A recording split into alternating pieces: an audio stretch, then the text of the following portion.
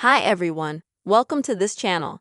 And in today's video, I will show you and tell you how you can save someone's profile picture from WhatsApp to your gallery. Please friends, subscribe to this channel, put your likes, don't forget to please write comments after watching the video. And let us get started with you. So, open the WhatsApp app on your device. Next, find the person, perhaps in a correspondence, from whom you would like to save a photo. Go to the correspondence, next tap on that person. Now click on their picture.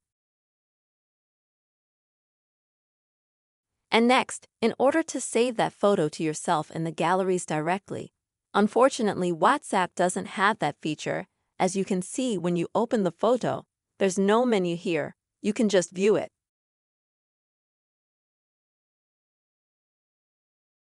So the only thing I can advise you is to take a screenshot of this photo to then save it to yourself in the gallery.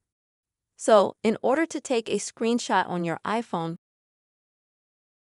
you have to press the top sound button and the power button at the same time.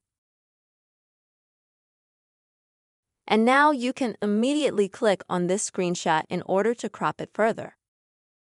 To do that, you just need to lift it up like this. These frames should also be lowered down from the bottom.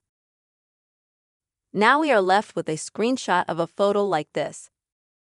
Now in the upper left corner, click Save. And select where you want to save to. Do you want to save the photo or files? I will choose Save to Photo.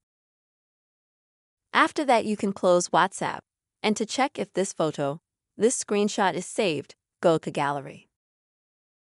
Open your photos and as you can see this photo we have saved in the gallery. Friends, this is the way you can save someone's photos and profiles from WhatsApp to your gallery. I hope this video has been useful and helpful for you. Please friends, subscribe to this channel, write your comments, don't forget to put likes and see you soon.